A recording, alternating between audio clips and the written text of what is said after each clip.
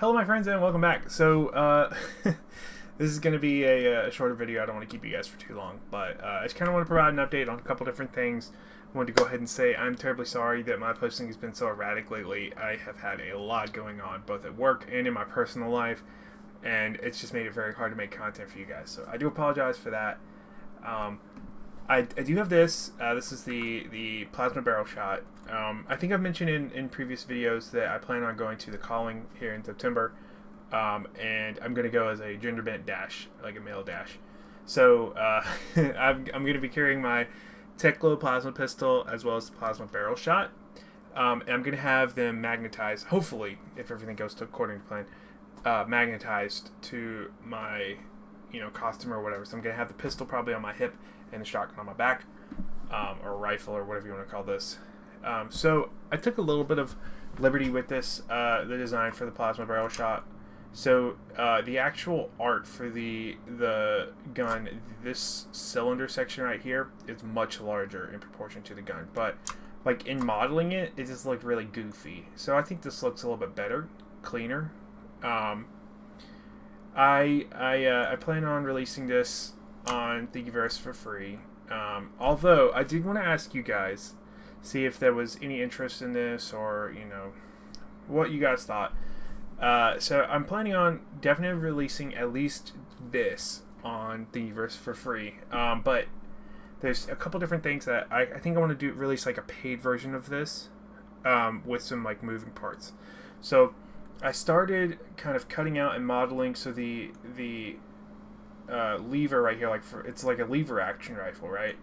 The lever currently does not move, but I'm thinking I'm gonna devise some kind of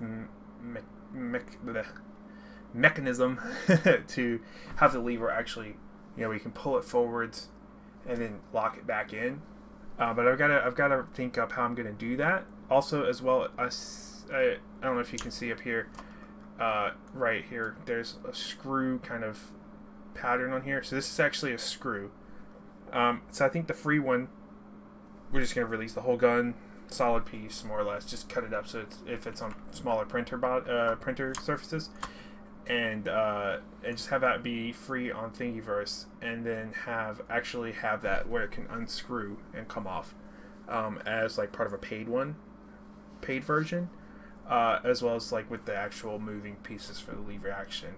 Now, for anyone who does end up printing this, just a couple things. This is a cap that just comes off. You see it's got like a little clip that just fits right onto the end of these. And then this crystal thing is a separate object. I imagine you can probably just resin cast that. So like maybe print it. I mean, you can print it, but if you want that like transparent, like translucent kind of look, you can resin cast it and dye it blue. So that's probably what I'll end up doing when I end up making this. But so I'm very unsure of myself, right? I don't think this is good enough to sell, right? It's cool, but it's not perfect. I'm a perfectionist. So I was thinking maybe like for the moving part thing, moving parts version, maybe having it sell for like $5 or something. Do you think anybody would purchase this? Would you guys be interested in purchasing it? Should I just release it with the moving parts for free? I don't know. But I just wanted to show this, and I wanted to touch on like one or two other little things. I wanted to talk about, I'm sure some of you guys have seen, I don't know if any of you follow Kitchen Table TCG. He just put out a notice on his Patreon and a video saying that he has sold his Flesh and Blood collection and will no longer be covering Flesh and Blood or updating his trackers. So I'm very heartbroken by that, but I understand why. I understand. You gotta do what you gotta do. But I just wanted to say I'm really, really sorry to see that happen. I think he played it off like it was a lot to do with, him not having fun making content, which I can definitely understand. But at the same time, I think a lot of it was due to some interactions between him and some of his, friends and LSS. So I feel like there's a lot of bad blood between LSS and the community at the moment. And I'm just trying to figure out a way to kind of, I don't know, mitigate that. I mean, I know it's not my place, but I hate to see the company and the player base like fall out. And I really think that Louis was a pretty big tentpole in the community, like probably at least in the top 5 content creators for Flesh and Blood. Um, but I mean, it could just be entirely personal things. I don't know. I don't want to cause any drama where there's not. But I'm very sad to see that he's leaving the hobby. But I mean, best of luck to him. But anyways, yeah. Aside from that, the Stubby Hammer is banned. I think is a good thing. I'm very interested to see what the calling is going to look like in September. I have not been able to play the game all that much lately with everything going on, so I'm very excited to get some more gameplay in.